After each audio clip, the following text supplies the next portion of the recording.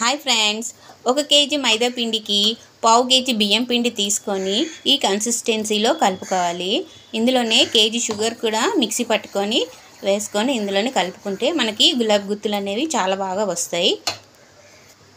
Stove మీద pan పెట్టుకొని oil వేసుకొని ఈ గులాబ్ గుత్తులుది కాడని మనం బాగా హీట్ చేసుకోవాలి. అలాగ వేడి గరిటెని అందులో ముంచి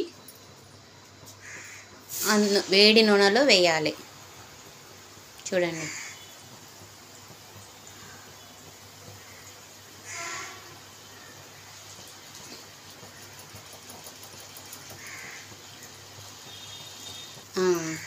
చూడండి ఎంత చక్కగా వచ్చింది. ఇలాంటి పుల్లతో అటు ఇటు తిప్పుకొని బాగా ఫ్రై చేసుకోవాలి. చూడండి, నచ్చితే లైక్ చేయండి, షేర్ చేయండి, సబ్స్క్రైబ్ చేసుకోండి.